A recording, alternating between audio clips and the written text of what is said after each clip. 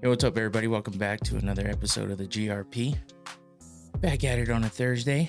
Out of breath because I went running because I forgot something. I'm over here trying to make sure I start on time. And yeah, I went running around, but I'm good. I got what I needed and I'm here. I got the fights on right now. We got PFL happening at the moment live. The main card is starting as we speak. So I'll be taking a little glimpse up and down at that. Right now we have Albrechtsen versus Powell starting off the main card, PFL World Tournament. So there's that going on right now. We'll get into that a little bit more in a little bit. But man, there's a lot of shit going on this weekend. A lot of shit. A lot of fights. So there's a bunch of boxing happening. We got everything happening. One championships happening this weekend. We got Rizin happening this weekend. Our boy Daniel James fighting on Sunday. So we're wishing him luck over here. We got UFC, of course, on Saturday. And then I already said, 3 boxing matches. I think there's even a BKFC fight this weekend. I think I saw that last minute. I forgot to even get anything about that. I think Glory Kickboxing is on right now too. There's so much shit happening. It's crazy. But yeah, I think I covered all of it. But we're going to get into some of it here. I mean, I'm going to try to mention most of the big ones at least. You know, I can't go on for hours and hours talking about every single fight card and every single fight. I usually dive deep into the UFC stuff and then get into a little bit of everything else. And I definitely am going to get into a lot of boxing off the top here because the match last weekend, Eubank Jr. versus Benn, was fucking insane. I didn't watch the fight live, but I went back and saw, oh man, I probably saw all of the big moments because, you know, people clip things off, people show highlights, all that good stuff. So I got to see a lot of it, and man, it was impressive. I was entertained. I enjoyed everything I saw from the start to the end. So I mean, that card seemed like a success for sure, as far as that fight goes, at least. So they got this Fatal Fury series going on right now with like Riyadh season, and you know the Saudis do it big. And we have 2 cards from them this weekend on top of yet another card after that. So like I said, a lot of boxing. But that big card that happened last weekend with Eubank Jr. versus Benn was just crazy. A lot of history there, a lot of bad blood. Just a big storyline, basically. So it's a lot to talk about. I feel like my fan is making a lot of noise. You guys probably can't hear it. I'm hoping, but I keep hearing it, so it's kind of driving me crazy. But yeah, so that was a big fight, and then like I said, a bunch more fights going on. So we got a lot to talk about. As for me, pretty uneventful week considering, you know, last week I talked about the big stuff I did the week before and all that good shit. So this week just normal week, just working, and it's okay because sometimes I just need a week that's not too crazy. So just catching up on everything that's happening and just waiting for this weekend.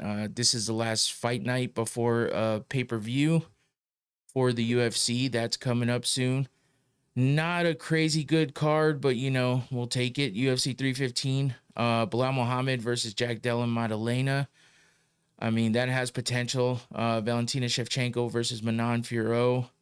I mean, we've seen them both do big things, but we've seen them both stink it up, kind of. So that's a toss-up. But the legend, Jose Aldo versus Ayman Zahabi getting a legend fight like that, that's crazy. But that should be exciting. Alexa Grasso versus Natalia Silva, and BSD, Benoit Saint Denis versus Joel Alvarez. That's your main card for UFC 315. Obviously, we'll dive deep into that one next week. So come back on Thursday of next week and check it out if you guys are interested in hearing about the big pay-per-view coming up. So, yeah, I think that one is happening that one's happening in Canada. I don't know if they said Ottawa or something like that, but it's in Canada. And Ian Gary, who fought this past weekend, is actually gonna wind up being the he's gonna weigh in and be the backup for the main event, because I guess they feel like they need it. I don't know. But yeah, that's kind of crazy. So that's a couple weeks after he just fought. We'll get into that fight too, because that was an interesting fight. Him and Carlos Prates. If you haven't seen it or heard about what happened, Ian Gary won. We're definitely going to talk about that one quite a bit, because there was a lot going on with that fight. But the UFC fights last weekend were pretty damn good. I enjoyed most of what I saw. There was a streak of decisions in there that weren't all exciting or nothing, but there's always going to be some. You can't ever get a full card of excitement. But even some of those fights were pretty damn good. So I feel like it was a pretty successful night of fights on that one. For the most part, nothing to go crazy about, but I mean, just good fights to watch. And it wasn't just the most boring thing ever that you want to just turn off. So that's good. That's a good thing for the UFC, considering how things have kind of been lately. Man, that is good. So I got a bottle of one of my favorite whiskeys. I think my mic is in the way, but you can see the tallest bottle right there is Eagle Rare. And my buddy had a little hookup on some of that. So shout out to Ray, because he's always hooking me up when he gets the hookup, and he knows I like the whiskey. So I got some of that, and I had forgotten I had that bottle. I've had it since I went to Country Thunder, and I kind of forgot. So today was the first day I popped it open, made an old fashioned with it. And yeah, it's damn good. So pretty happy to have that right now. But let's get into these fights, because there's so much to talk about. Oh, before I forget, I got to hit the Noctane, and we got to talk about the sponsor of the show, Noctane Smelling Salts. Definitely got to take a hit of this. Get ready for all this talking I'm about to do, because there's a lot going on. But hit that QR code and check out their website. They have a lot of cool stuff to look at. It's pretty informative. It'll tell you all about the smelling salts if you've never had them. They're fun. They're good. They're useful. I don't do it just for, having fun. I do it to wake up, get alert. Quick little adrenaline rush when you need that pick me up. It's safer than a lot of other things you do. But I don't do it a ton, but I do use it almost daily, at least once. And yeah, it's a good product. And they have 3 different potencies, so go check it out on the website. There's a link in the description as well. Let me take a quick hit of this. It's gonna look harsh, but you know the drill. Ooh, I got my eye after too. Keep your eyes closed when you do this, because that shit is strong. And I always forget. For some reason, I always forget. It always gets me in the eye. But it's good shit. I like it.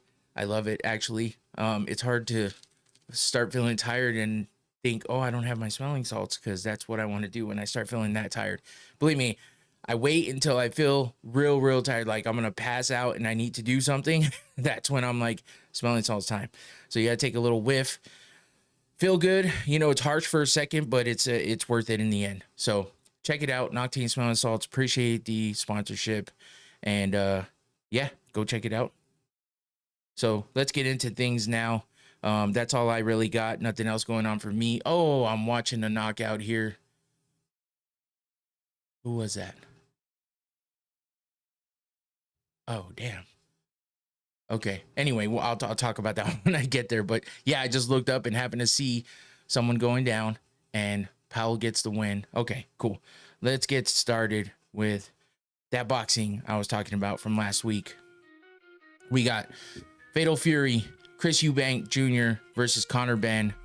And as I said, there's a lot of history here, a lot of bad blood. I talked about it last week, the history with both of their dads fighting each other in the past.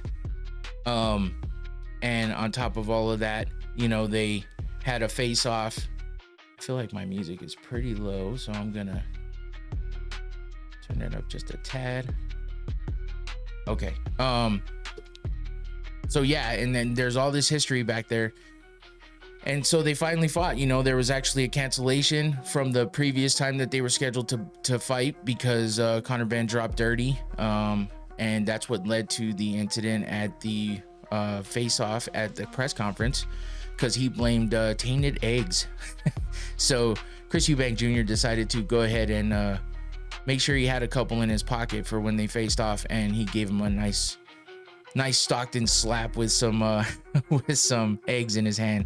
So that one got messy, and of course that got Conor Benn just going nuts and losing his mind. So the bad blood was there, and everything was pointing to this fight being a war, to this fight being a great one, and that's what it turned out to be.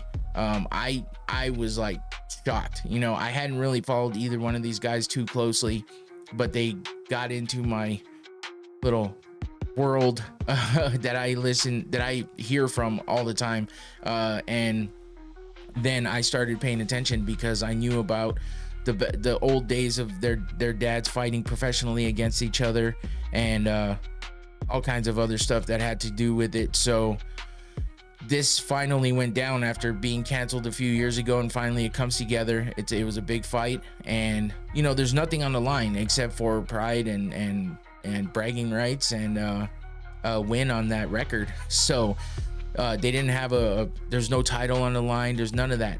But I mean, these two went at it like everything was on the line, and that's what made it fun. So there's the rest of your card at the bottom there. Let me see if I can get real quick. Actually, I don't have it pulled up, but you know what, there's enough to talk about here. I don't really follow anybody else on this card too much. I've heard of Lyndon Arthur and Liam Smith, and that's really it. I don't know that I've really heard of the rest of these guys. I'm just not that deep into boxing, but I've been getting more into boxing lately, because as I said, if you saw the thumbnail in the description, that boxing's on fire right now. You're gonna find out why I'm saying that here, because it's not just anything to do with just this fight, but it's this fight and also what's happening this weekend. So boxing is doing their thing right now, and it's working, so it seems, and I think it's going to keep up this weekend coming up, because there's some pretty intriguing stuff happening this weekend with the boxing matches. So the biggest story too, along with the history and stuff of these guys and their family and going at it, you know, their pops both fighting back in the day, and you know, fighting each other and stuff. So we also had the drama of the Eubanks, because Chris Eubank Jr. hadn't really spoke to his dad in a few years. I guess there's kind of some stress there, because I mean, a lot of stuff has happened within their family, and Eubank Sr. just doesn't like the way Eubank Jr.'s carrying himself. All kinds of stuff in the mix of everything going on with them. They lost a family member, obviously a good, you know, it was a close family member, I should say. It's Eubank Sr.'s other son, as well as Eubank Jr.'s brother, obviously. So there's all that turmoil in there, and I guess there was some inner workings with the family that weren't working. With Eubank doing what he did at the press conference, his dad was not happy and said he was a disgrace to the sport and to the family and everything else. He just went in on him.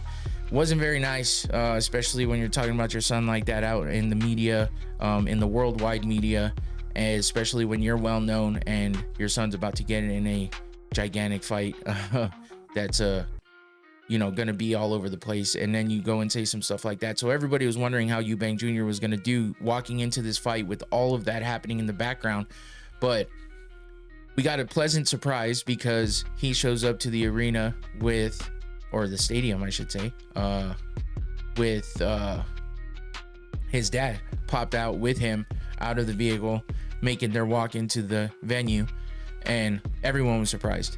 So that was pretty cool. So then of course he walks out with Senior walks out with Junior, you know, and it was an epic walkout, man. I watched the whole thing. I went back and watched it a couple times, because I was just kind of like, damn, this is crazy. They didn't do anything spectacular or special or nothing. It was the vibe, you know, it was the appeal, the story, everything, you know. Sometimes you just get those walkouts that happen and they grab you, and you're just like stuck. And this was one of them. Again, it wasn't crazy flashing lights and fire and performances. It was just these two, you know, reuniting and walking out. You know, Eubank, everyone wanted Junior to be able to have his dad in his corner, or at least have him there for the fight, and it didn't look like that was going to happen, and it did. It wound up happening. So everybody was pretty happy about that, and it's a good story. It's a good story, and it made for a great walkout. 3 different songs played. I guess Senior's walkout song from back in the day played first. The middle song, I'm not really sure. I can't remember what the story was behind that. And then the last song, I think, was Junior's just walkout. Basically, it was a Dre song, the song we all know. But so yeah, the walkout was crazy. And even when they got to the cage, you know, Benn shows respect to Senior. Both seniors, actually both pops, show each other respect and embrace and everything like that. So it's just like feel good moments all over the place, man. And I mean, if you don't know the story, or if you've never heard of any of this, you're just like, okay, this is just your normal boxing, like, you know, spectacle type entrance, and then there's so many people in the ring and all this other stuff. But hey, this one actually had some meaning behind it, and I appreciated it. And that's because, you know, I paid attention to the whole storyline and what was happening with a lot of it. So yeah, I enjoyed watching all that happen. It was all good stuff. So then we get to the fight, and these guys went at it from the get-go. They didn't hold back.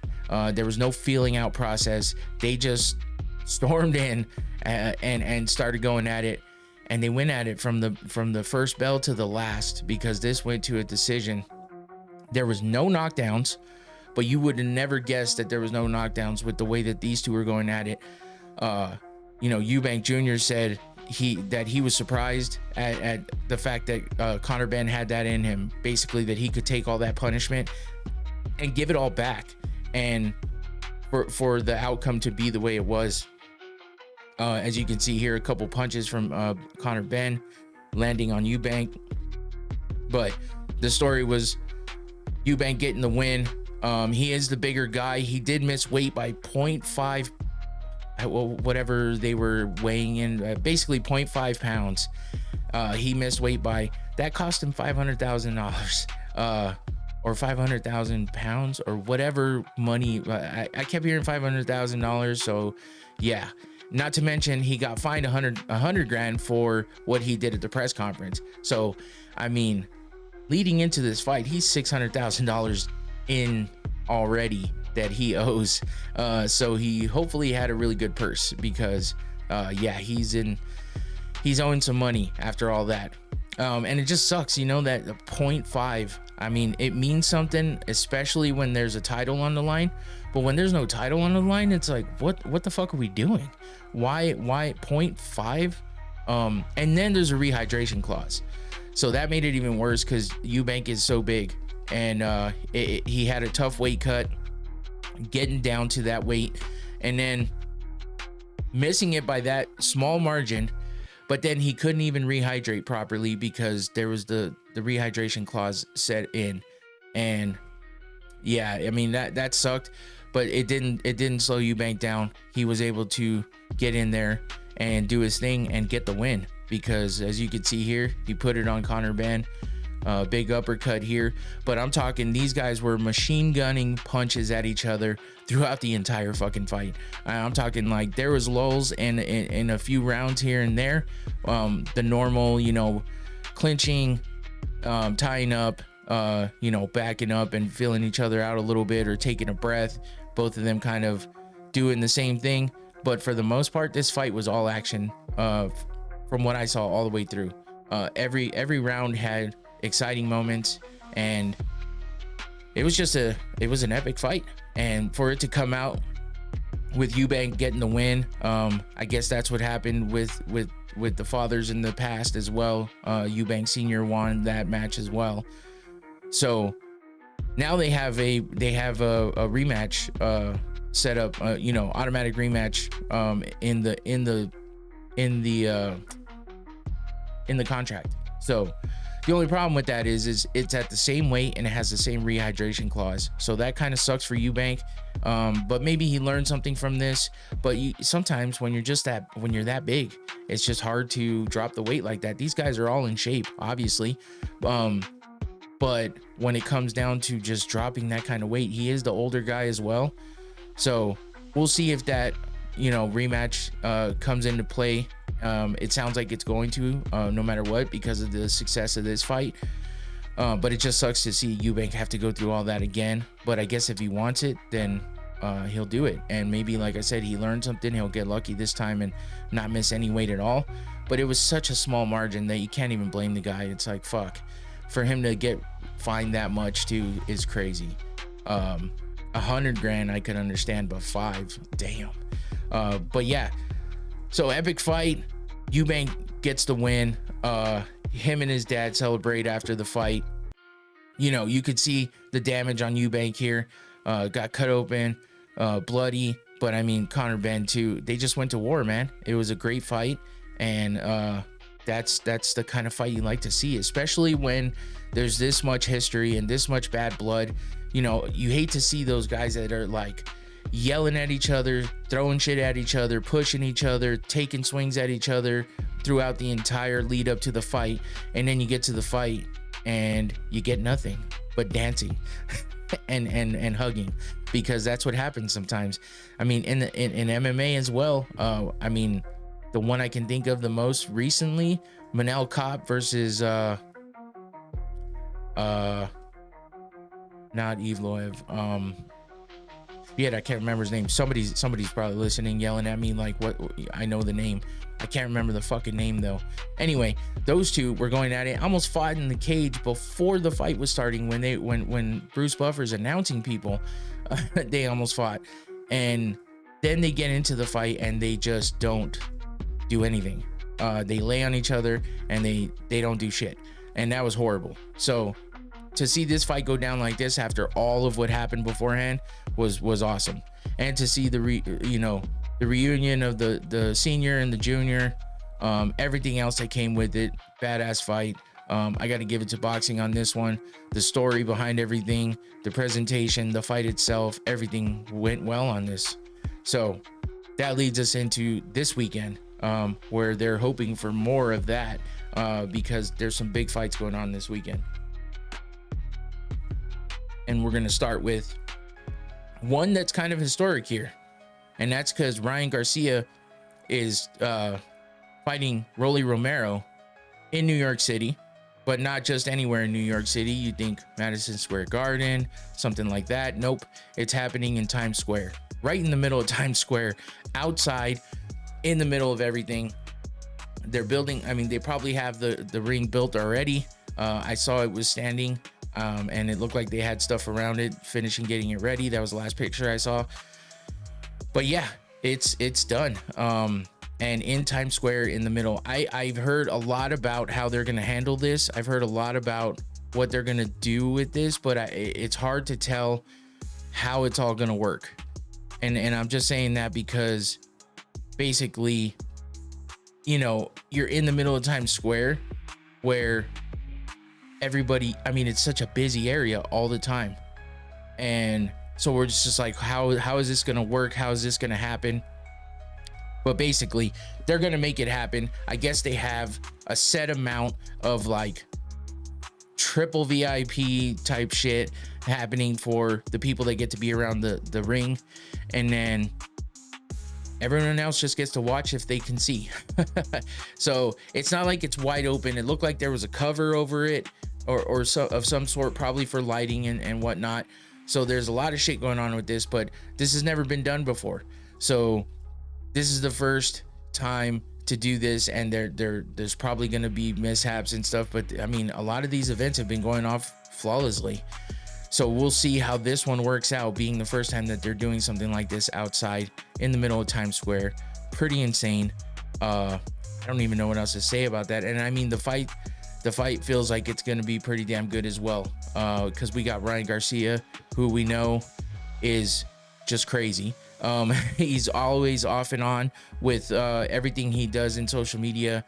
I was just talking about it earlier. It was what, like a year ago, maybe a little less, where he was just, everyone was worried about him and what the hell was going on with him because he's talking about all these crazy conspiracy type things.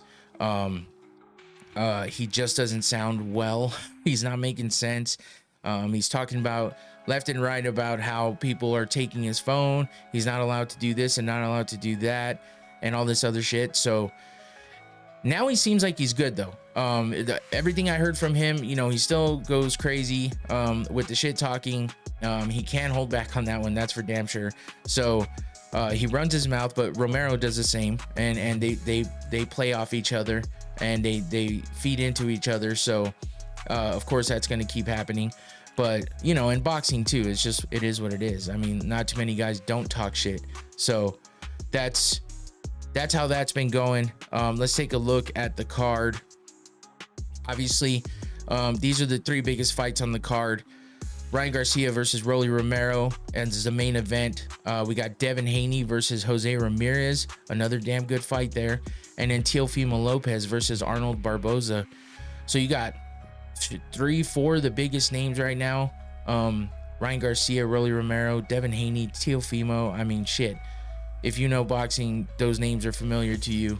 And I don't even know boxing that well, and those names are familiar to me. So definitely some bigger names in there. Ryan Garcia versus Rolly Romero being your main event. Like I said, looks like Ryan Garcia is the big favorite here. And Romero's an underdog. From what I'm looking at on Tapology, it looks like the odds right now, which these are subjective, I guess, but Garcia is a -900 favorite to a +550 underdog. Romero is. So that's a substantial difference there. But Garcia's last fight was the no contest to Devin Haney because he dropped dirty. So even though he beat Haney with that body shot, and then now we got him fighting on the same card as Haney. So I got Ryan, Devin, and Arnold. Okay, damn, picking Arnold over. Are you normal? Yeah, I am normally a UFC guy. I do cover MMA and UFC all the time. I don't get into boxing all that much, but these fights are intriguing to me. So you got that right, Adam. I'm sure I'm sounding like it a little bit here, but hey, I'm trying to get more into boxing. They've been pulling me in a little more with some of these matchups they've been having lately. Some of these events they've been putting on, the Saudis are taking over and throwing money left and right and making some great fights. So it's kind of hard to ignore it now, you know. For a while there, boxing was just there, for me at least, and a lot of people that I know that don't necessarily. I'm getting to that, Adam. Don't worry. I'm gonna talk about the three big fights going on this weekend.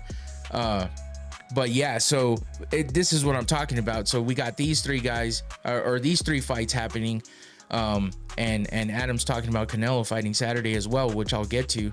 But yeah, that's another big fight. This Fatal Fury like little series they got going on here has been pretty badass. So I'm into it. So yeah, we're looking at these three fights being the biggest ones on the card, obviously. Let's take a look at the other fights real fast. Devin Haney versus Jose Ramirez for the co-main, and it looks like Haney's a huge favorite as well, but it looks like that's kind of what happens with boxing. There's a lot of big favorites and big underdogs. The betting odds are crazy. I wouldn't mess with them, but that's me, because I just don't get too into I don't get too into betting because I just don't have good luck. So Devin Haney's undefeated though. Ramirez is 29-2, and then you got Teofimo Lopez versus Arnold Barboza Jr. And this is Barboza's undefeated as well, 32-0. He is the slight underdog in this one, according to Tabology, that is. But Teofimo being the favorite by -230. So yeah, I mean, these are going to be some good fights, and then to have them happening in Times Square is just crazy. I'm excited to see what that's going to look like and how they're going to pull that off, and if it's going to be a success, you know, because I mean, just because you may see on TV that the fights are going well and everything's fine, you don't know what's happening outside the ring. And being that it's in the middle of a very public area, that could cause some problems, and it could get crazy. So I'm hoping for the best. I hope everything goes well for them out there, and let the fights go and be good, and let this event just, pop off like it seems like it should. So let's move into another big fight happening, another portion of Fatal Fury, Canelo versus Scull, happening Saturday.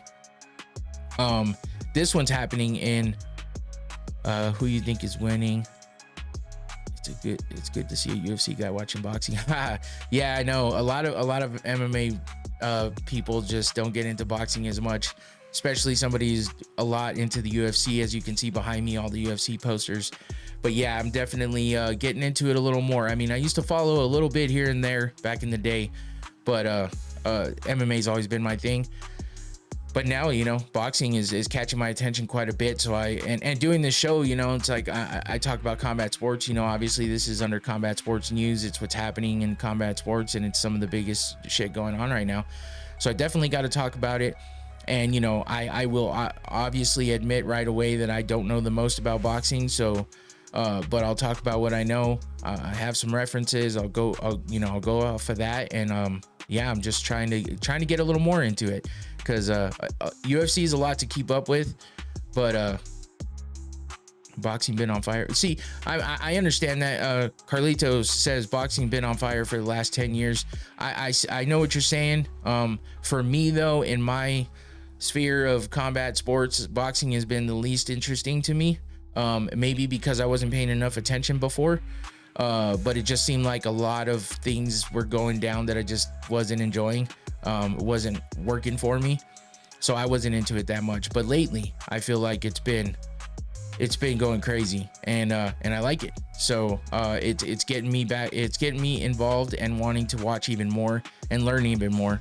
So I appreciate that, and I'm willing. I'm always straightforward when I say that I don't know the most about it or anything like that, but I'm definitely getting more involved and more into it. So, and it's fun because boxing is a part of MMA as well, and I just like combat sports. I like all of it. Muay Thai, grappling, wrestling, I like all of it. So it's all fun to watch. I just favor the UFC has always been my thing. MMA in general has always been my thing. So that's why I follow that the most, and that's what I know the most about, because I have been following it so closely for so long. But I'm sure like a lot of you boxing guys out there have been following boxing forever. If you say boxing's been on fire for the last 10 years, you probably know more than me, obviously. And I'm sure that's because you follow boxing, and that's just how it goes. It's hard to follow a lot of the shit, man. Give us picks for UFC this week, boss. I got you, man, but I do that later in the show. When I cover the actual event, there's just so much boxing going on. I wanted to cover some of that first. I don't really give out picks myself. I do something called the fight wheel, and I let the fight wheel pick, because my picks have not been great. I'm not good at picking. I don't know why. I like watching, but I overthink it. I overanalyze, and then I don't make the best picks. When it comes to betting, I do a bunch of parlays, and I always have like one or two fights that just don't hit, and I have that bad luck. So I made up something called the fight wheel, and I let the wheel pick the fights, and I see how accurate they are the week after. So if you want to stick around or come back a little bit down the way in the video or in the stream, you will see me make those picks. So check that out, or else come back later too. It's cool. I understand. It's a long show. I go on for about an hour and a half, so I got another hour to go. But yeah, Canelo versus Scull. This should be a good one too. I mean, it's Canelo, so everybody's always interested in watching Canelo fight. He's a gigantic favorite though. I mean, minus 3,000 it says here, and plus 1,300 for Scull. So that's a fucking huge gap. But again, that seems to be how it goes in boxing, especially with the bigger names. If they're not fighting another big name, we're getting big time swings in the betting odds. So This is happening in Riyadh though, so this is a Saudi Arabia fight. It's the first time Canelo makes his way out there. I don't know that he's ever fought anywhere outside of North America, I think they said. So obviously Mexico and the US and stuff like that, but I don't know that he's ever gone overseas. So that should be interesting and see how he handles that. And you know, with these Saudis putting on these fights, man, they're just going after it, trying to get the, if not the best fights, the best fighters to fight for them, and they're making it happen. So let's see the other fights on this card. We got Jaime Munguia versus Bruno, I'm trying to read that name right, Bruno Ceres. And then we got Martin Bakole versus F.A. Ahagba. I think that's how you say it. These guys have tough names too, just like in the UFC. But I've heard of Bakole. He's a big boy. I know. I think he fought not too long ago. I think he lost that too. Let me take a look real fast because I remember watching that fight. Yeah, he lost to Joseph Parker, but it was a very late notice fight, if I remember correctly. I think leading up to the fight, he barely made it to the fight. That's how he was like running and training in the streets before the fight and stuff. So yeah, now he's getting a legit fight with a camp behind it, it seems like. And then you got Marco Verde versus Michel Polina, and then Brian Leone versus Aaron Guerrero. Badu Jack is also fighting on this card too. Yeah, I've heard of Badu Jack before, versus Noel McCallan. So that's looks like for, yeah, it's a WBC World Cruiserweight title. And Canelo and Scull are fighting for the undisputed super middleweight title. So got a couple title fights on there. So that's that on Saturday happening in Saudi. And then on Sunday, you have one more big boxing match happening in Vegas. This is Sunday, May 4th in Las Vegas at the T-Mobile Arena. We have, let me catch up here because I have all these tabs open. And so here's another name. It's hard to say. I know his last name is Inoue. Naoya? Yeah, I think so. Naoya Inoue versus Ramon Cardenas. It looks like Inoue's the gigantic favorite here too. Minus 8,000 to the plus 1,600 Cardenas.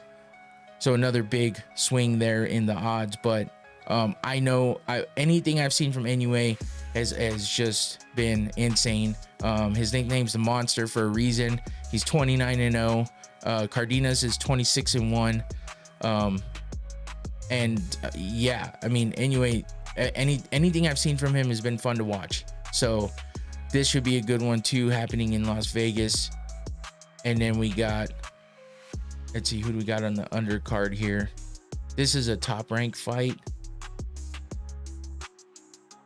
Rafael Espinoza versus Edward Vasquez. That's for the WBO World Featherweight title. The Inoue fights for the undisputed Super Bantamweight title. We got Rohan Polanco versus Fabian Maidana. Mikito Nakano versus Pedro Marquez. And then a few other fights in there. I don't recognize too many of those names. But yeah, so this one's happening in Vegas on Sunday. So 3 boxing matches. 3 really big names at the top of all those cards. Some good fights on the undercards for all 3. So I mean, yeah, you got a full weekend of boxing. If you're a boxing fan, this is probably gonna be a great weekend for you. If you're a combat sports fan, this is a crazy weekend all around, all together, because there's so much happening. Boxing, MMA, everything. So, and we're gonna get into some of that here in just a minute. I'm just finishing up the boxing here, and I'm thirsty as hell. So yeah, check out those fights. 2 Fatal Furies, and then this top ranked fight happening in Vegas. The first fight ever happening in Times Square with that Ryan Garcia and Rolly Romero fight. So a bunch of interesting stuff happening in boxing. Should be fun. I'll definitely be paying attention, and I think they're all pay-per-view, I think. So probably won't be paying for them, but I'll be waiting for those highlights. I pay enough for all the UFC pay-per-views, so it's hard to go through and buy everything else too. But you know, you can always find the highlights pretty quickly after the fights are over, and I'll definitely be looking out for those. So, and I'm interested to see how that Times Square fight goes. Let's move on to some MMA. Rizin. I haven't talked about Rizin in a while, and last time I talked about Rizin was when they did the fights versus Bellator. I think was the last time I talked about Rizin. It's just one of those, you know, it's overseas. There's a lot of fighters I don't really know, and it's just another one that there's just so many fighters, man. and again, I've said it a couple times already. I'm big into UFC, so I follow that the closest, but I enjoy everything. And Rizin, I have a special interest in this time, and that's because Daniel James is fighting on this card. And if you didn't see it yet, or you didn't know, I got to interview Daniel James thanks to Combat Sports Today, so shout out to those guys. I'm happy to be working with them and collabing with them and doing some interviews. So hopefully we got another one coming up soon, but I did get to do that a couple weeks ago with Daniel James. It was his first interview back, which was badass. I found that out while I was talking to him, and he's looking to, you know, close out his career with a belt, and that's what he's going for here in this starting this fight here on Sunday in the Tokyo Dome. He's going to be fighting in the heavyweight Grand Prix, so that should be fun. Let's look at who else is on that card. Notables, I don't know some of these guys, and I'll be honest about that. Hey, CST's here, what up? Thanks for jumping in. I'm just taking a look at this Rizin card to see who I recognize. For the featherweight championship in the main event, we have, I'm going to try to say these names, Kleber Kyoki versus Razhabali Shaiduliev. Man, Daniel James, and that's all that matters. Hell yeah. That's what I'm saying. I did see a couple of other guys on here before I get to Daniel again. Oh, Danny Sabatello. That should be an interesting one against Shinobu Ota. But Sabatello, I've watched fight a few times in Bellator and stuff like that. John Dodson, former UFC fighter, versus taking on Takaki Soya. And then there is a lot of fights going on with this card. Holy shit. There's our boy Daniel James, who I'll talk about in just a minute. I'm looking at who else. I don't really see anybody else that I fully recognize. So, but yeah, we have this heavyweight Grand Prix starting with this card on Sunday, May 4th. So check that out. Here is Daniel James with his opponent, Marek Samuchuk, I believe is how you say his name. So Daniel James, we're rooting for him, of course. Man, he was so fun to interview. Good guy, very talkative. He interacts and engages with you in a great way, and it was just a fun interview. And yeah, I've enjoyed watching his social media in the lead up coming up to this fight. You know, he's all the way over there in Japan, ready to get down and hopefully take his first step towards getting that belt. So big ups and good luck to Daniel James. We're rooting for you, bro. Let's get that win. I know he's wanting to get this fight done and then hopefully move on. So we're pulling for you, man. Let's get it done. So that should be fun for that Rizin event happening on Sunday. And now we get to the PFL, which is happening as we speak. The early card is over with already. And I watched a couple of them. Rodrigo Nascimento gets the win over Abraham Babley. by split decision in the first fight. Sullivan Cauley versus Alex Polizzi. Cauley gets the win by TKO in the first round. Oleg Papov versus Carl Williams. Papov gets the win by split decision. And then Alexander Romanov versus Tim Johnson. Romanov gets the win by guillotine in the first round. And we have the main event on right now, actually. Main card. Let me refresh this because I know there's been one fight which I was watching as it happened. Simeon Powell versus Carl Albrechtsen. Powell gets the win by TKO in the second round, which I just missed it. I watched as Albrechtsen went down to the ground, and I was like, shit, I missed it. But I'm trying not to let it distract me too much, but I have the fights going on right above here. So I'm kind of taking a look here and there. Right now we have Antonio Carlos Jr. Fighting Carl Moore. They are in the third round with 3 minutes and 35 seconds left. Haven't been able to watch the whole thing, obviously, because I'm doing this, but I guess we'll see what happens if anybody gets a finish before the last round. Next up is Valentin Moldaevsky versus Sergey Bilostaini. That is the co-main event in the heavyweight division. And then we got Phil Davis versus Rob Wilkinson, fighting in the light heavyweight division. Oh shit, I forgot to change. There's your main card right there. And the main event, Phil Davis, Mr. Wonderful, former UFC fighter, fought in Bellator. Now he's in the PFL, looking to get through this tournament. So this is a single elimination tournament going on right now. So if you lose, you go home, and that's it. You're out of the tournament. So it's a little bit of a different setup than they had before. They were doing the point system and rankings and all that stuff in the past.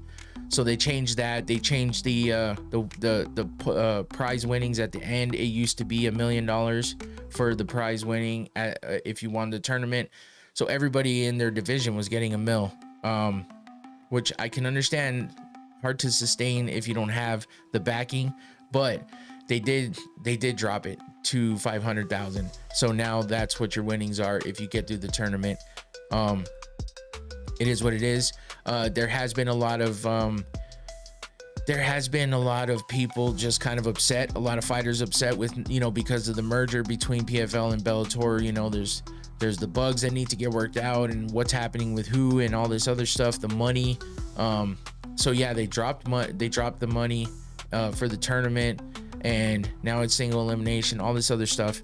So there's a lot of fighters that aren't happy with it, that aren't happy with the way that the schedule's being handled, the matchups, everything. So haven't heard a lot lately, but that was what the uproar in the past, in the recent past, after acquiring Bellator. So that is PFL. And the one other thing I wanted to touch on was one fight night on Friday, happening on Amazon Prime, and that is oh man, I'm trying not to mess these names up. Kong Thorini versus Nong O is the main event in flyweight Muay Thai. And then we got, so this is one championship, which has a little bit of everything.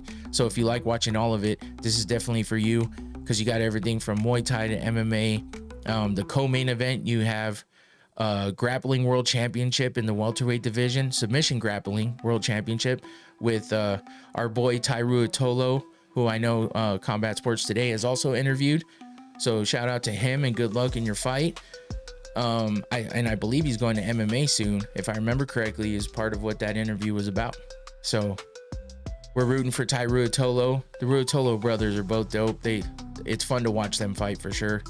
Whether they're grappling or anything they're doing, it's exciting. So what else do we have here? Let's see. It looks like there's the rest of the card is mostly Muay Thai with a couple MMA fights in there. And yeah, so that should be a fun card. I'm not that familiar with too many of the people on the rest of the card. We all know why, because I've said it a couple times. But I do like to shout out the One Championship, and when they have good fights and stuff, and you know, it's a good organization. I like what they do there. It's just not one of those that grabs me all the time. And they're kind of like the UFC. They have a lot of events, and there's a lot of fighters, because they have so many different divisions of things. But that's a good thing. It's just a lot more to learn, a lot more to follow, and it's fun. So I'm trying to get a little deeper into a lot of these other organizations and stuff, because the UFC being a little lackluster here and there, and who knows where it's going, where it's headed. There's a lot in question, so it's hard to keep blind loyalty is what me and the Combat Sports Today guys talked about. I know Phil likes it when I say that, but blind loyalty is it's a good thing in some ways, but a bad thing in others. So there he is, he's laughing. But yeah, UFC is just it's the biggest, it's the most mainstream for the most part, you know, here in the US and stuff. But yeah, they're just, it's doing weird shit lately, so who knows. But if you're interested in combat sports in general, then there's a lot of stuff going on this weekend. Boxing, One Championship, PFL's on right now, fucking Rizin on Sunday, our boy Daniel James, waiting for him to get that win. Yeah, just so much going on. So there's a lot of fighting to watch, so you can't be bored. So don't hit me with that. Find yourself a fight to watch, one way or the other. So that's it for combat sports news. Let's hit up a recap of last week's UFC Kansas City, or UFC on ESPN 66, whichever way you want to say it. There's always multiple names for these events, but yeah, we had Ian Machado Gary versus Carlos Prates, which I was excited for, because I mean, obviously, that if you know these fighters, you know that's a fun fight. And there was a lot in question as to what kind of fight we were going to get with this, because we've seen Ian Gary recently not put up a fight like he did when he first started, and a lot of people are calling bullshit. He got his first loss against Shavkat, which it's a tough ass opponent, so you can't really blame him there. I'm not trying to stake up for him or anything like that, but it's just, you know, people turn their back, they're fickle, they're just like fraud checking everybody and all this other bullshit. So, you know, you get one loss on your record after being undefeated, and it's like, I thought in MMA that didn't matter. I thought that didn't matter in MMA. That's a boxing thing. You get one loss on your record and it's stained for life. That's what I've always heard about boxing. And in MMA, it's like, oh, the good thing about MMA is you get that loss and it's like, phew, it's over with, it's done, and now you can breathe and focus on what's next and just keep moving up, and you know, who cares? The O is gone. You don't got to worry about it anymore. But for some reason, Ian Gary rubs people the wrong way.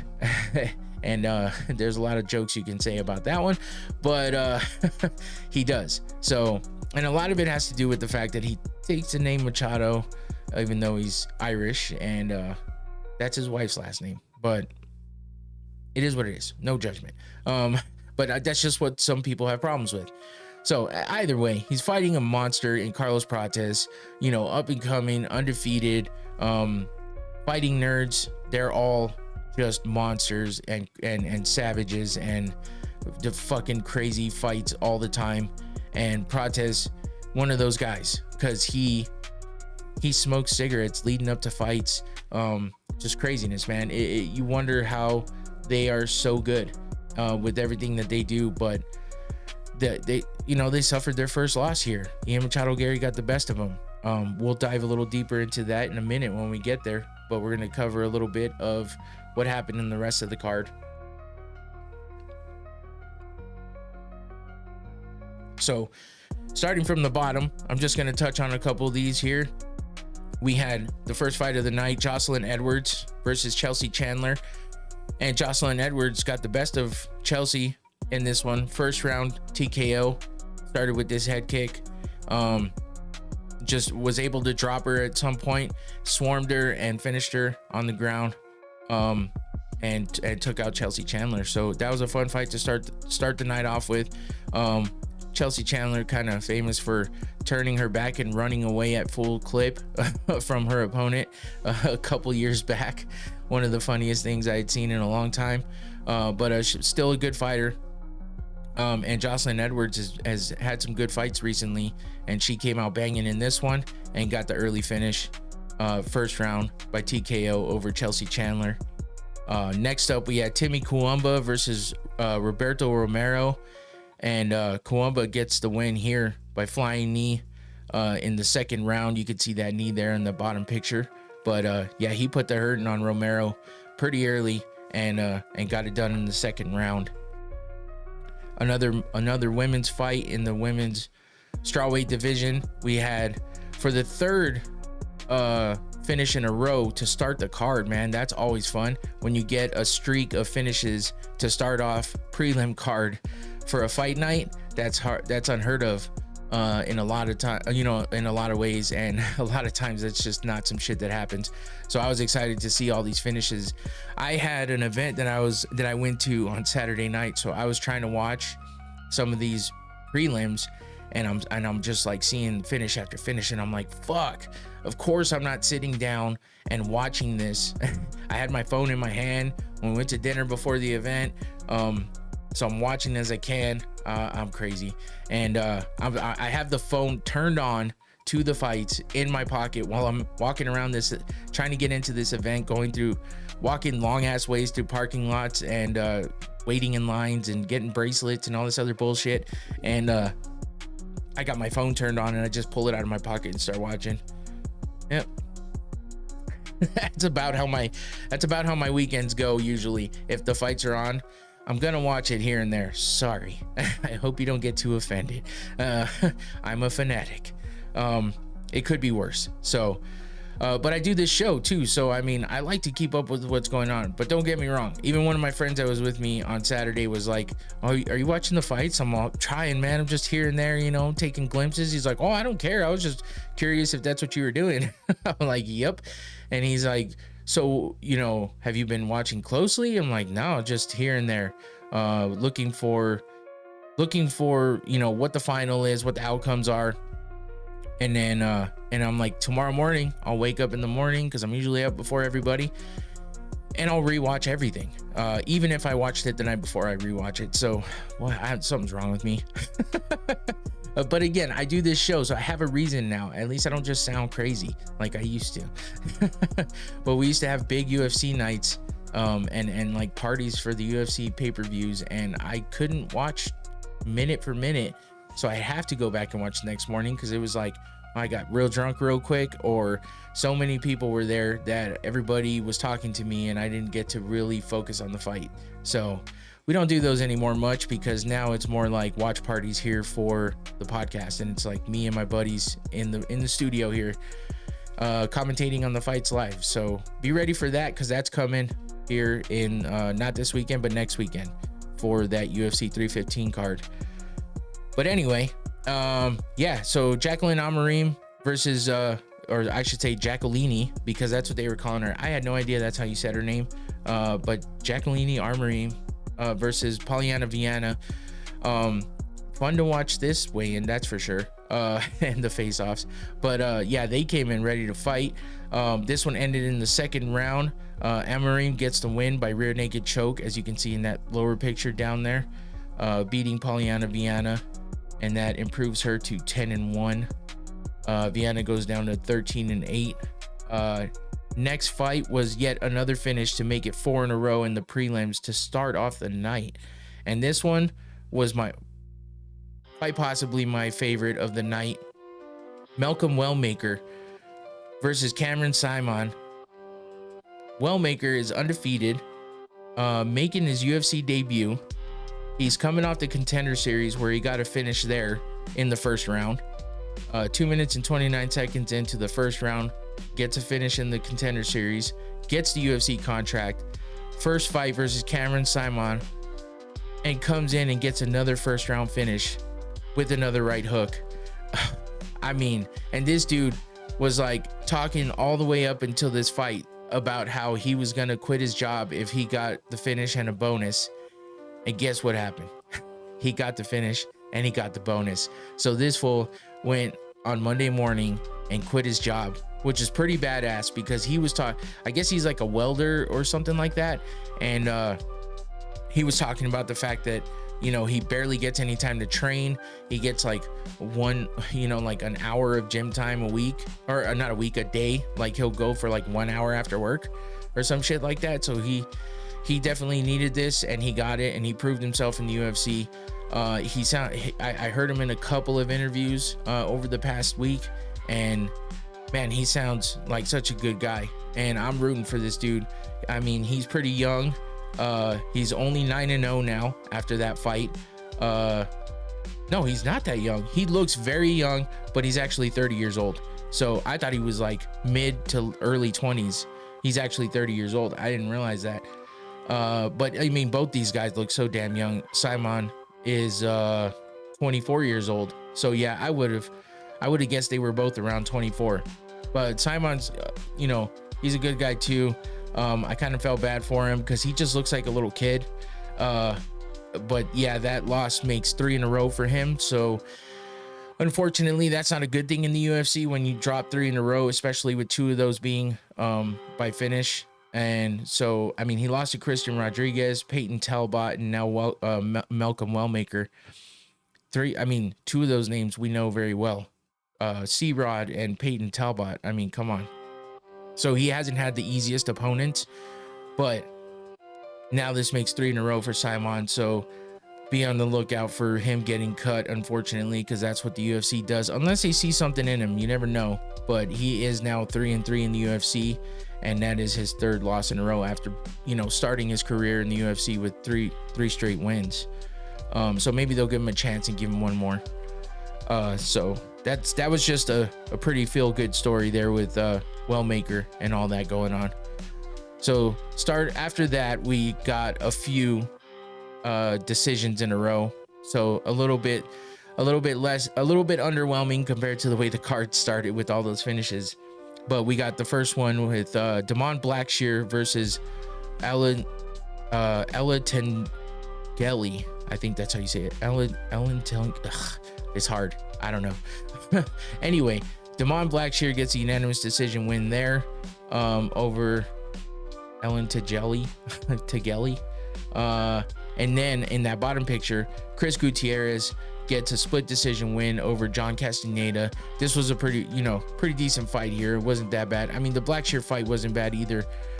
Just going to decisions after all those finishes, you're kind of like, are we going to get a lot of decisions? And we kind of did. We had 4 in a row. So that's down 2. Let's go to the other 2. But again, I mean, these fights had action. It's not like they were super boring. But yeah, it's tough when you're comparing it to those first few fights. But the next fight was a unanimous decision win for Evan Elder over Gage Young in the men's lightweight division. I believe Gage Young was making his UFC debut. Unfortunately, gets the L. Evan Elder gets the win, and that makes him 3-2 in the UFC. And that is his 3rd win in a row. So it's looking good for Evan Elder there on a good win streak. Let's see if they step up his competition next, and if he continues that win streak. And then on that lower picture, we had Matt Schnell versus Jimmy Flick. It looks like Schnell gets the submission here, but he doesn't. It's a unanimous decision win for Matt Schnell. Fun fight there, though. Nothing crazy, but a pretty decent fight. Ends up with both of them now 17-9 for their records. Matt Schnell snaps his 3-fight losing streak, which is good for him. And both of these guys apparently had retired from the UFC at one point in time. I think this was Matt Schnell's first fight back since he retired, if I remember correctly, or maybe it was 2 fights ago. Anyway, but then Jimmy Flick had retired a little while back, and they both came back, and now and now Jimmy Flick's on a 2-fight losing streak, unfortunately, after returning to the UFC. So yeah, that's tough. Let's go. I keep getting distracted by, I should probably turn off these fights. I keep getting distracted by them. But let's get into the next fight, which actually is the beginning of the main beginning of the main card. Ikram Aliskerov versus Andre Muniz. This was a pretty fun fight while it lasted. 4 minutes and 54 seconds into the first round, Ikram Aliskerov catches Muniz, drops him. I mean, and from the angle we saw, it looked like he just barely clipped him, but then you see it from the other angle and you kind of see it more. Muniz went down in like a slow motion type way, so it was a little bit like, what the fuck just happened? But anyway, yeah, he was dazed, and Ikram jumped on him, finished it on the ground, so he gets the win in the first round there. Next up was another big KO where things took a turn again, because Randy Brown, Rude Boy, coming out being fucking full on rude against Nicholas Dalby. Holy shit. I was just like, I mean, Randy Brown is a savage, man. He's a big dude for his weight class too. And when him and who was it? Him and Brian Battle, I think. I was so pumped for that fucking fight, because his last fight against Brian Battle, because Brian Battle had just come off of that crazy knockout in France, and then he's coming to fight Randy Brown, and everyone's talking about how this is not going to be an easy fight for Brian Battle, even though he thinks it's going to be, because of the skills of Randy Brown and how big he is, how strong he is, and just his overall talent, you know. But Brian Battle did wind up getting the split decision win over Randy Brown in that one. But yeah, we thought there was going to be fireworks in that fight, and I wouldn't say it was a letdown, but it definitely wasn't what everybody expected. But this got fight of the night. Randy Brown versus Nicholas Dalby. And if I remember correctly, Dalby actually had Randy Brown. If he didn't drop him, he almost dropped him in the first round.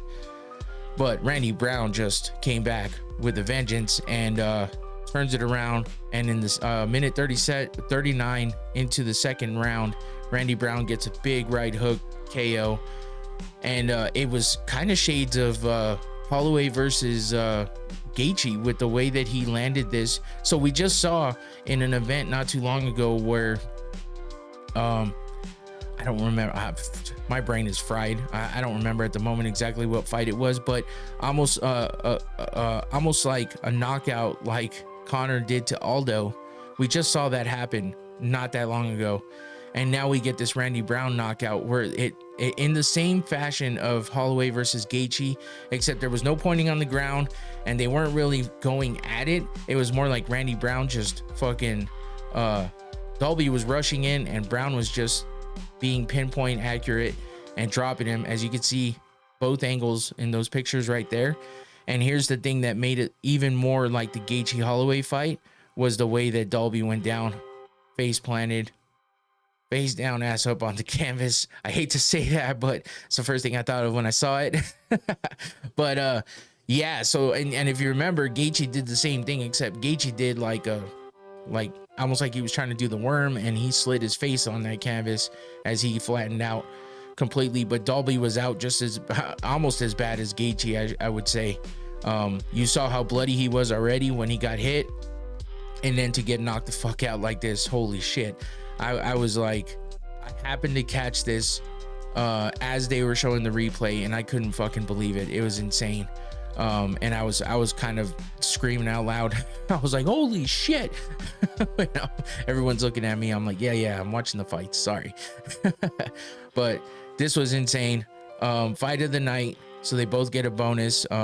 Well-deserved second round knockout for Randy Brown. And then back to a couple decisions in the main event, in the main card, and that is Abus Magomedov versus Michel Pereira.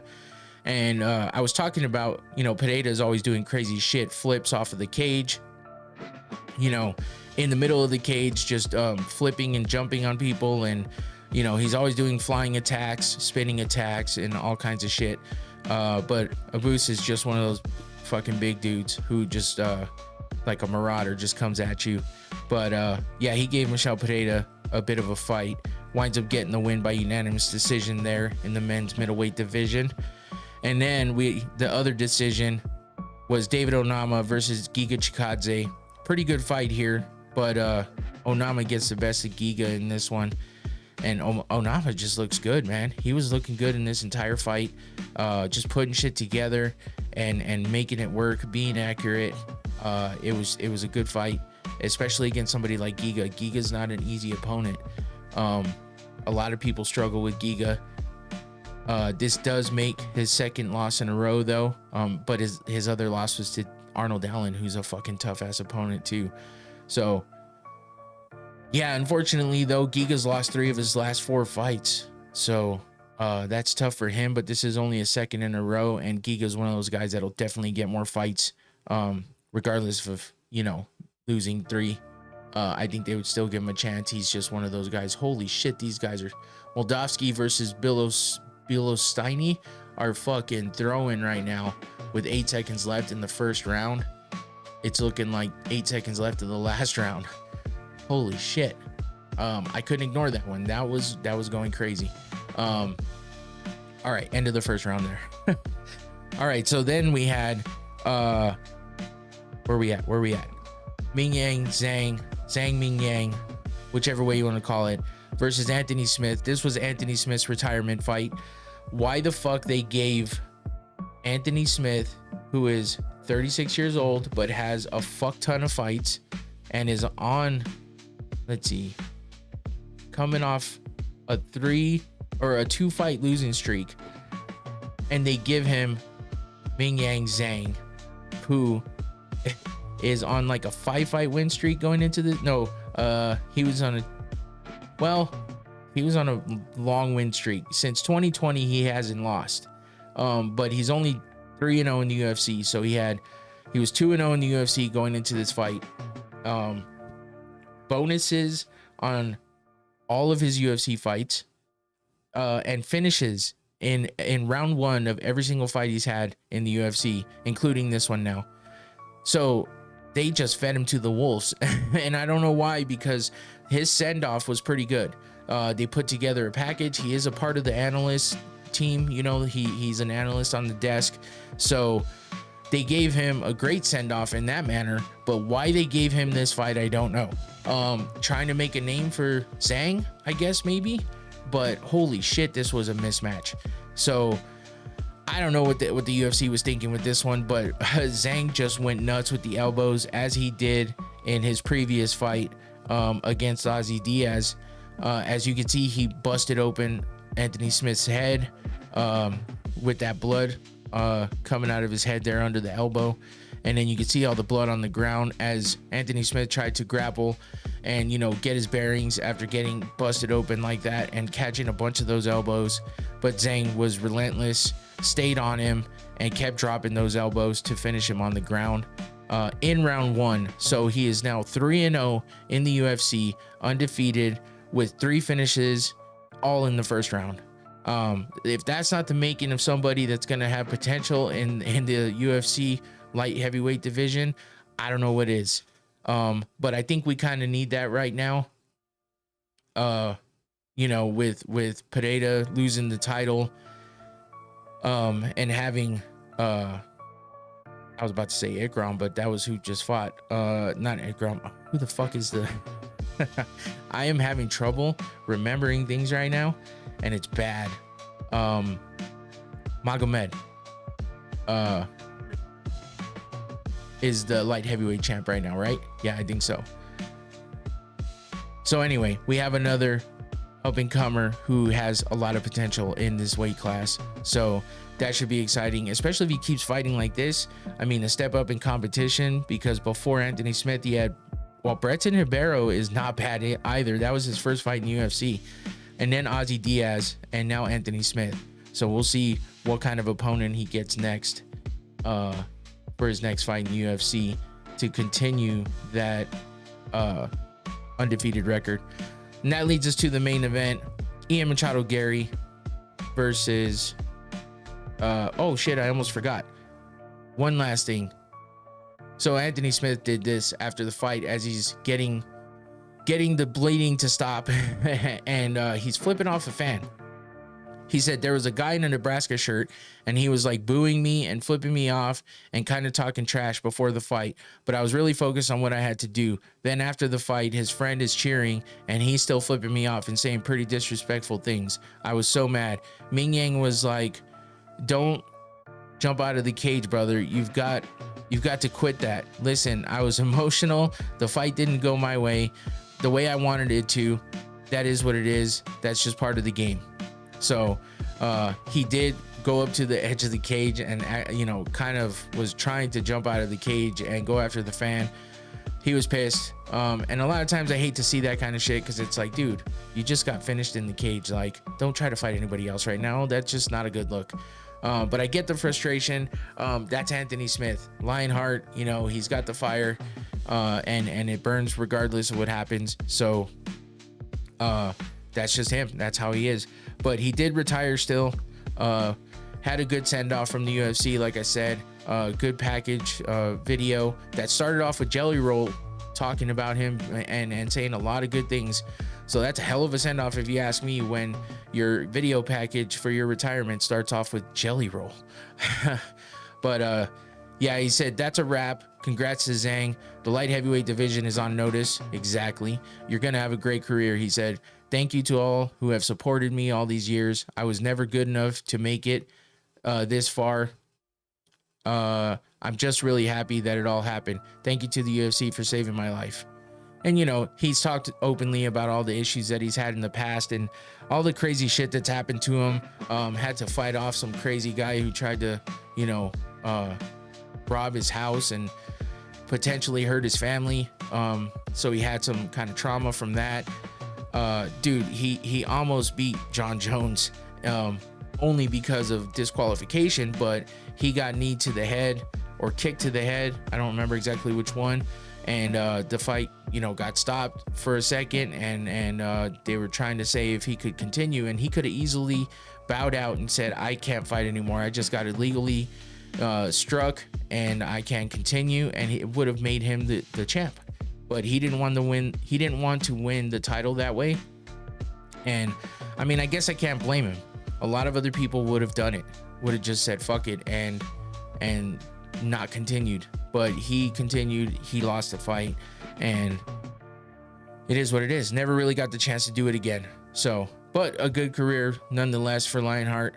And Anthony Smith, thank you for all the memories. Enjoy your retirement. He still has a job with the UFC, being an analyst.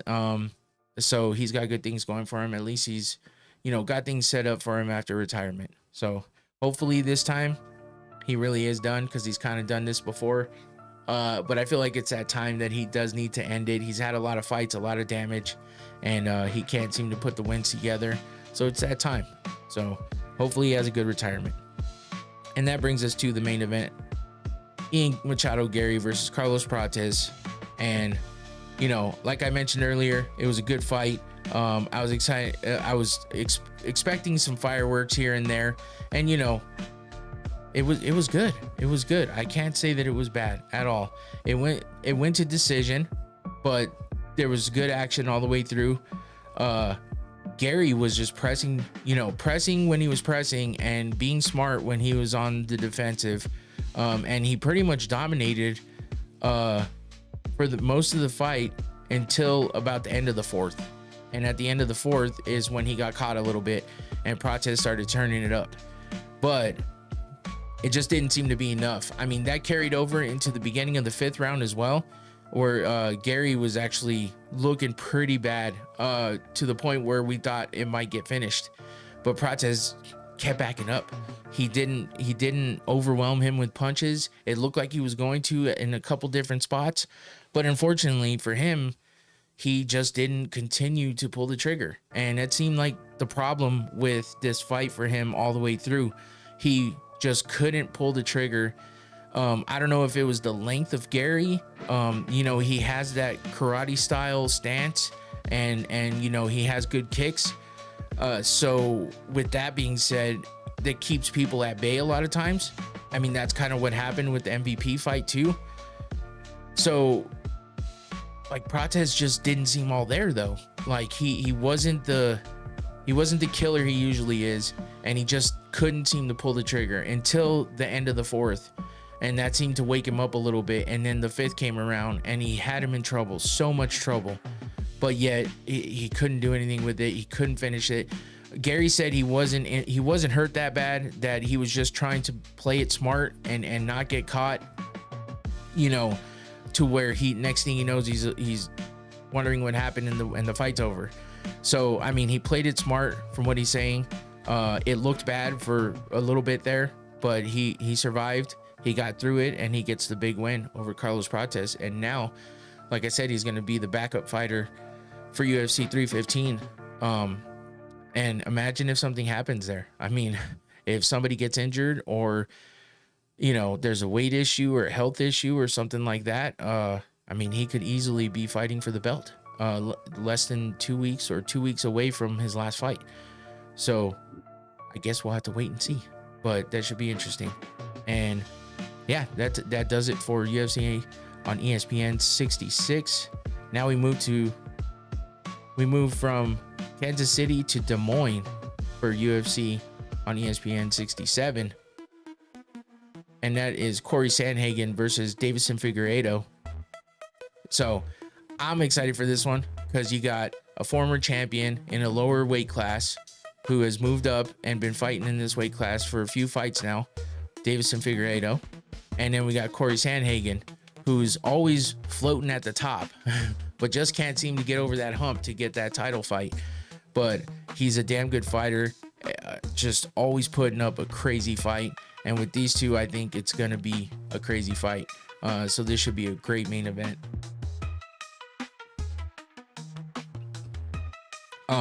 But there's a lot of good fights on the undercards too.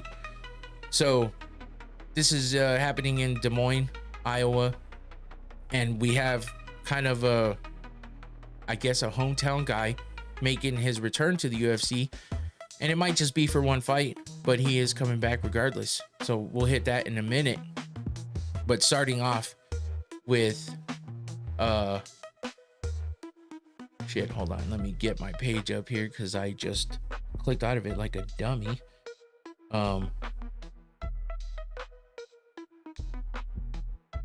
So we got Juliana Miller versus, I forgot her first name. Hold on 1 second. I'm getting my stuff up here. Ivana Petrovic in the women's strawweight division. No, flyweight division. Juliana Miller is making her return. She hadn't fought, I think, in over a year. Her last fight was in August of 2023. So yeah, we're going on a year and a half now of her not fighting. She's on a 2-fight losing streak, unfortunately. But she's lost to Veronica Hardy and Luana Santos. Those are tough opponents there. Now she's fighting Ivana Petrovic, who has a record of 7-2. Juliana Miller, 3-3. So she needs to get a win and look good doing it to stay alive in the UFC. I think Petrovic coming in, trying to spoil that for her. She is 1-2 in the UFC and coming off a loss to Jamie Lynn Horth. But in the previous organization she fought in, she was a champ. So she's looking to string some wins together here, and starting with Juliana Miller, who's on a 2-fight losing streak. So one of these girls are going to finally get in that win column. We'll see who does it.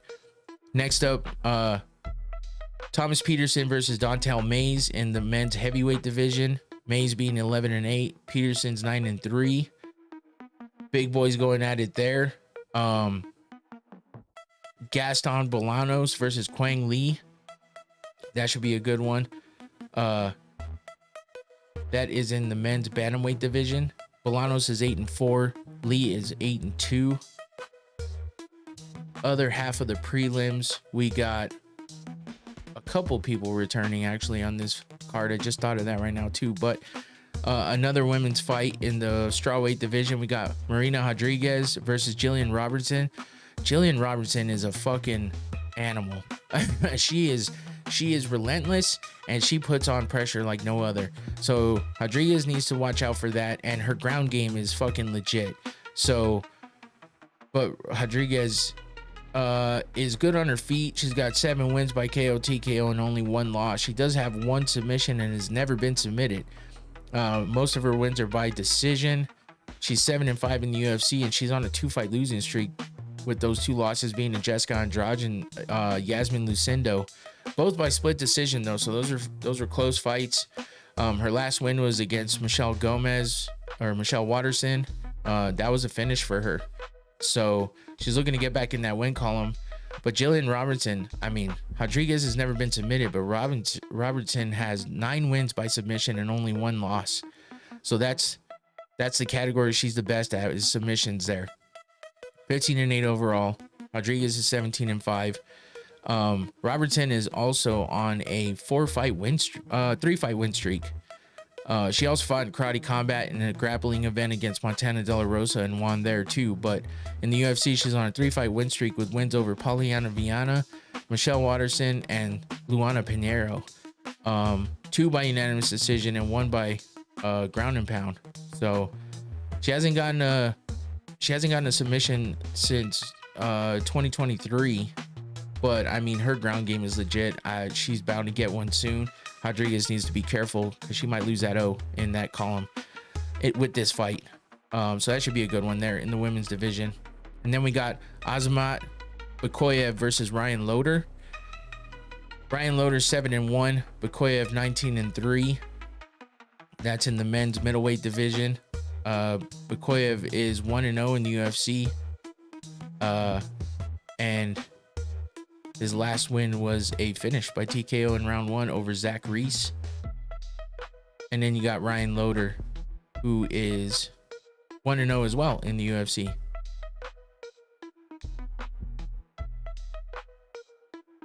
And that his last win was also by ground and pound in the second round over Robert Valentin.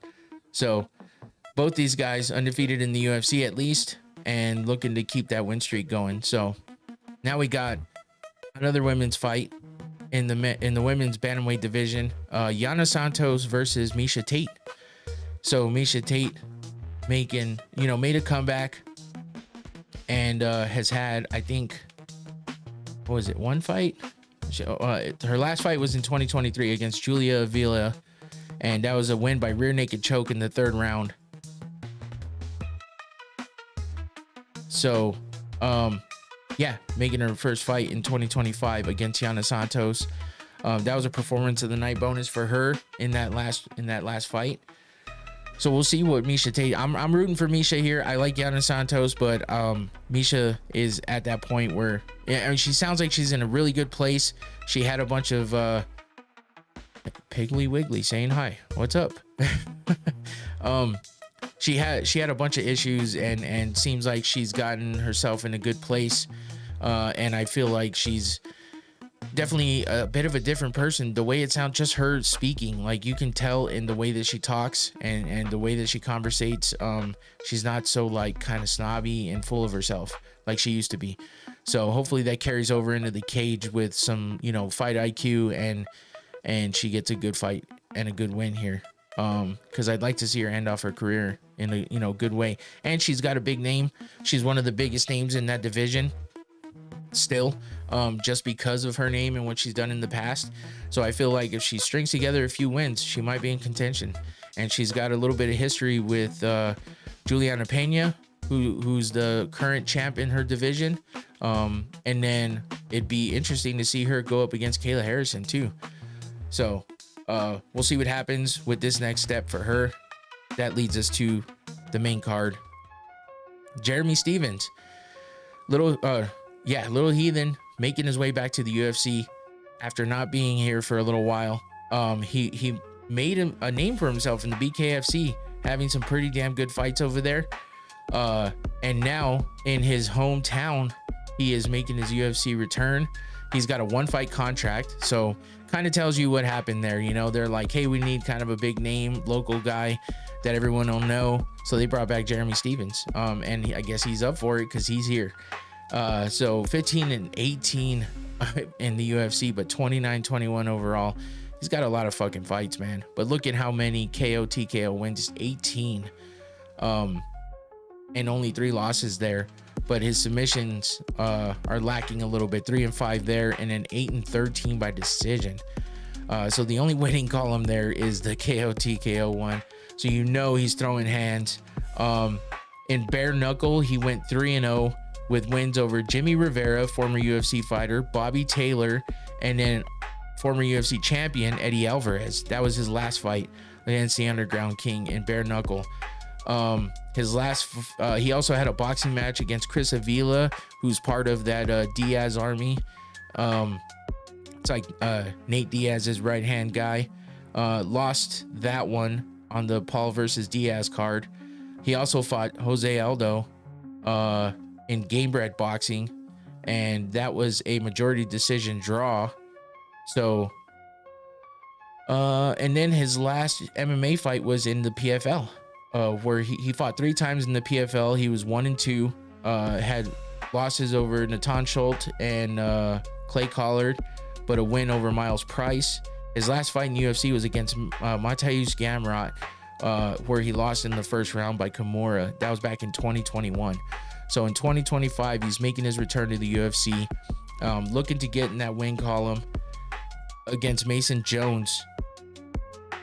And I'm not sure about this one. I mean, Jones is only 8 years younger. I mean, that can, you know, that's obviously a younger fighter, a younger opponent, especially with the amount of fights Jeremy Stephens has had, how long he's been around and in the game. But Jones is 15-2 overall. His record isn't great in the UFC, 1-2. But he's 7-0 by KO TKO. He's never been knocked out. And that's interesting because Jeremy Stephens is the best way for him to win. The way he wins the most is by knockout. So that's interesting there. If they fight in the feet, Jeremy Stephens obviously seems to have the upper hand. But when you get to submissions, I mean, Mason Jones only has 3 wins by submission and has never been submitted. But it's only 3 wins there, so it's not a ton. He's 5-2 by decision. He is on a 4-fight win streak, though. So that's kind of crazy. You bring back an older guy who's a vet, and he's coming off a loss in MMA, even though he had some good fights in BKFC and stuff. But, you know, in MMA, he's coming off a loss, and he's a lot older, and he's going to be fighting Mason Jones, who is on a 4-fight win streak. This is his UFC debut, not his UFC debut, because he fought in the UFC before. That's why his record is 1-2 in the UFC. But he lost to David Onama. Oh no, he beat David Onama. That's his 1 win. Okay. So then he went over to Cage Warriors, and he was on a and then he lost to Ludovic Klein. That's the other loss. All right. But then he went to Cage Warriors, and he got four wins in a row there. So he's on a 4-fight win streak. And he's coming back to the UFC for him to fight Jeremy Stephens in his hometown. So that should be interesting. Again, if they stay on the feet, Stephens has the upper hand for sure, because he's got those heavy hands. He hasn't lost that power.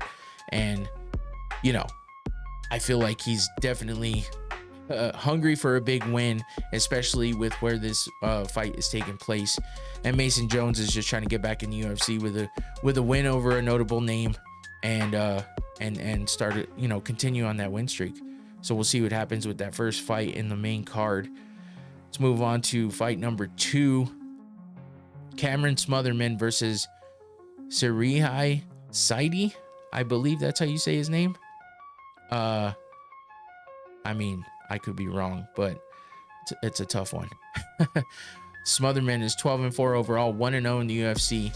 Saidi's 1-1 in the UFC, 11-2 overall.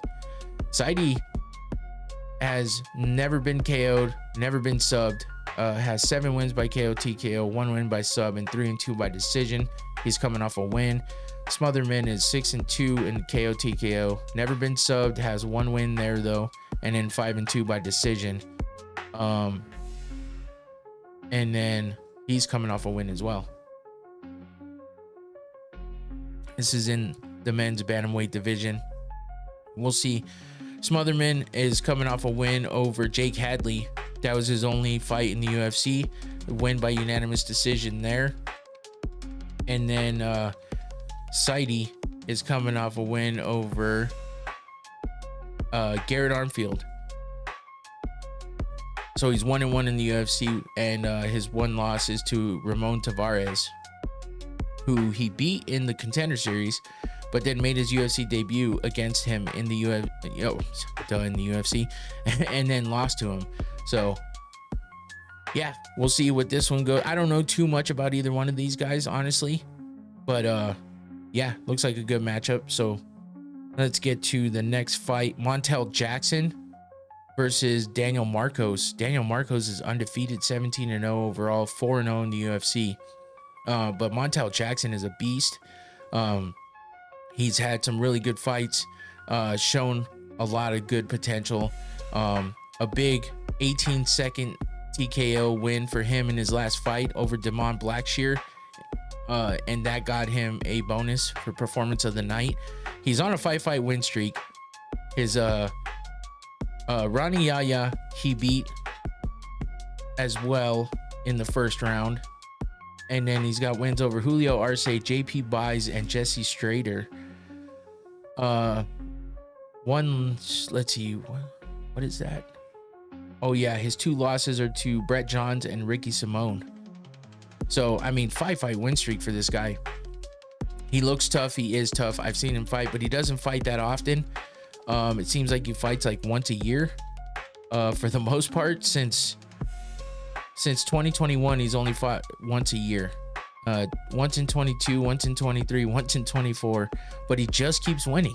So maybe the time in between is good for him, but the more he keeps winning and the more he improves, his competition will get better and he'll have to fight more, I guess. So we'll see if he continues on that streak. We got Daniel Marcos is his opponent, 17-0 overall, undefeated in the UFC, 4-0. Let's see who those 4 wins are over. Adrian Yanez, John Castaneda, Davey Grant, and Simon Oliveira. 3 of those are by decision, and 1 is by TKO. So he is coming off the Contender Series as well, where he got a unanimous decision there. So it seems like a lot of his wins are by unanimous decision, but he is undefeated. So this should be an interesting fight, considering Montel Jackson's win streak as well as the record of Daniel Marcos. Makes for some exciting, exciting ways to think about the fight and what might happen. You never know when it comes to guys like this. 2 talented guys coming up and hungry to win. So we'll see. Next up, we got Santiago Ponzinibbio versus Daniel Rodriguez, Mr. D-Rod. In the welterweight division, Ponzinibbio's 30-8. God damn. 12-7 in the UFC, 17-4 by KO TKO, 6-0 by sub, and 7-4 by decision. He's coming off a win. D-Rod. Both these guys are 38 years old too. Oh, I didn't even notice that.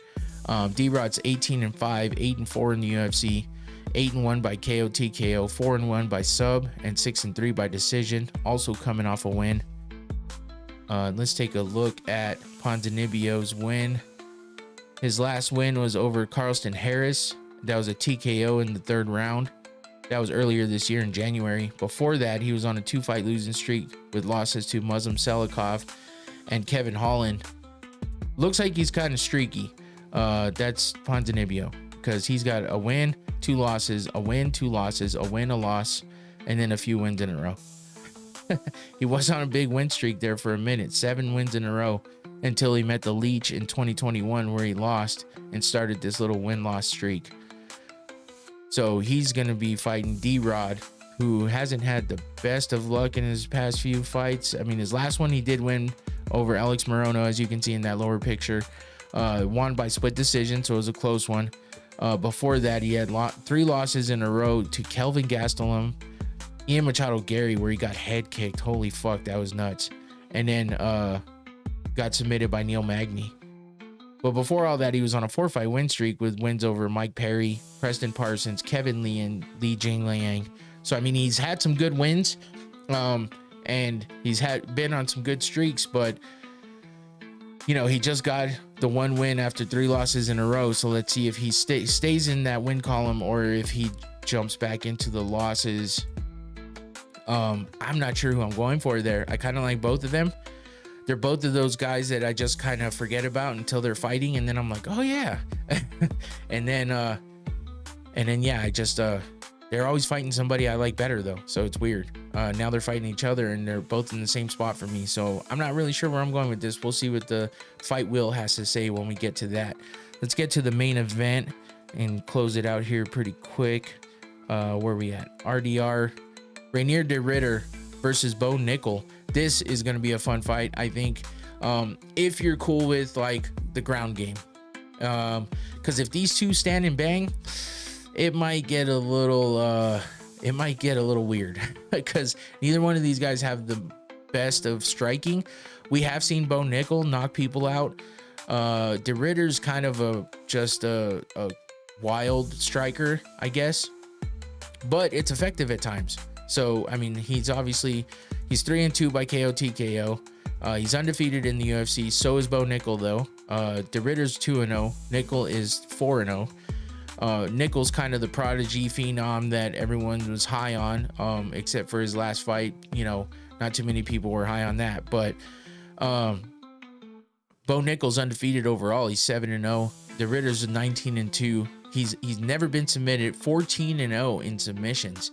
That's insane. That's what I'm saying. And then we got Nickal, who is 4-0 in submissions as well. He just doesn't have as many fights, but I mean, that's still, you know, undefeated in submission. So if it gets to the ground, we're going to see some high level shit going on down there. De Ridder's great with his submissions. Nickal is a great grappler and wrestler. I mean, the best at wrestling, really. So that's what he's known for. So he's just going to have to figure out how to deal with RDR's ground game and see if he can overcome it. RDR is 2-0 in decisions. Nickal is 1-0. They're both on 2-fight win streaks. Actually, Nickal's on a 4-fight win streak. I don't know why I fucked that up, but no big deal. So RDR was a 2-division champion in one championship, and yeah, he did big things over there. And then he came to the UFC after, you know, kind of a similar dispute over it, one championship with, you know, kind of not getting fights and contracts and money and whatever else was happening. But RDR, I think, wanted to just get out and challenge himself in the UFC, and he's done well. 2-0 with wins over Gerald Mearshart and Kevin Holland, both wins by submission. So he's great on the ground, like I said, but he's fighting Bo Nickal, who's a fantastic, fucking well-decorated Olympic wrestler. So that's hard to overcome. He's only been really training in MMA for about 3 years, and he's already 7-0 and in the UFC with 4 fights in the UFC, which is crazy. I heard him talking about that earlier, and I was like, wow, that is insane. 50% of his fights are won by submission. Let's see, he's 4 wins in the UFC are over Paul Craig, which was a unanimous decision, but Paul Craig's got some crazy jiu-jitsu as well. Very good on the ground, so that was a tough fought win for Bo Nickal, but he did get the win. Cody Brundage, he beat by rear naked choke. Vel Woodburn was when we saw him fucking connect and knock Vel Woodburn into another year. And then he got the 38-second win there, and then he got a arm triangle choke in the first round over Jamie Pickett, which was a tad bit controversial because Pickett was claiming that he got kicked in the balls, but the ref didn't stop it, so they kept going, and Bo Nickal gets the submission for that win. So he's 4-0 in the UFC. He had 2 fights in the Contender Series, which he finished both of those in the first round, and both by submission. So that's how he made his way into the UFC, and now he's here fighting Rainier de Ridder, RDR, former 2-division champ of 1 championship. Should be a fun one. I'm looking forward to it. I'm just hoping that they don't get too crazy with the striking, because neither one of them are the best at it. But if they both come out swinging, maybe it'll be fun. who knows? I think it's going to be a good fight all the way around. And that brings us to our main event to close it out. We got Corey Sandhagen versus Davison Figueiredo. Figueiredo being a former flyweight champion. And now he's moved up to bantamweight. Corey Sandhagen, 33 years old, 17-5 overall, 10-4 in the UFC, 7-0 by KO TKO, 3-1 by sub, 7-4 by decision. He is coming off a loss. Figgy, though, 37, a little bit older, 24-4, 13-4 in the UFC, 9-1 by KO TKO, 9-1 by sub, 6-2 by decision, also coming off a loss. Corey is the Sandman because that's just a cool name, but but he's definitely dangerous on his feet, as you can see him landing punches on Chito Vera. I'm forgetting everybody's name. I'm seeing the guy and I can't remember his name. But just, you know, he's got the striking for sure. He will almost always throw a flying knee, so you can expect that. Great kicks as well. But he's fighting Figgy, who's used to a lot of that. As you can see him landing a crazy front kick on Chito. Poor Chito, looking like a bad fighter here, but he's not. And then he's had a couple crazy wars with Brandon Moreno. A few, I should say, not even a couple. Back and forth trading of the belt in that division down there. So this can be a very exciting fight. I'm pretty sure it will be. I mean, both these guys have you know, a decent amount of fights going to decision, but they also have a lot of fights that are finished, and they can both definitely finish, and they can both be very exciting. So this is going to be a fun one. Let's figure out what the fight wheel thinks as far as who will win. I let the fight wheel pick because I'm not great at picking. So in case you're wondering what this is about, just something I decided to try out, and it's been working so far. I wouldn't say the fight wheel has the best record, but I will say it's fun to do it, and it's a different thing to do. So I'm going to keep it up for a little bit and until I get bored and figure something else out maybe. But for now, I like it, so we're going to keep it up. So we'll see what the fight wheel has to say. Going back to last week, the fight wheel picked Andre Muniz to win. He did not. Carlos Prates to win. He did not. Michel Pereira to win. He did not. Nicholas Dalby to win. He did not. Holy shit. David Onama and Mingyang Zhang, they both won. So 2-4. Wow. The fight wheel did not do great last week. So let's see what the fight wheel has for us this week. Let's pick these fights and wrap it up. I'm going long here again, but I've just had a lot to say apparently. There's a lot to cover. First fight, Cameron Smotherman versus Zarihi Sadeh, I think. But Smotherman gets the win according to the fight wheel. So there's fight number one for you. Let me take off that name. And let's spin again. Fight number two. Who's the fight wheel going to pick? Looks like Santiago Ponzinibbio getting the win over Daniel Rodriguez, which is definitely possible. I could see it going either way. There's your second pick for the night. Let's remove those names and pick our third fight. Here we go.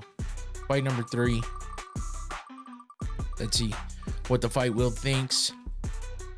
Mason Jones making his comeback to the UFC along with Jeremy Stephens, but the fight wheel thinks Mason Jones will win this one to beat Jeremy Stephens in his hometown.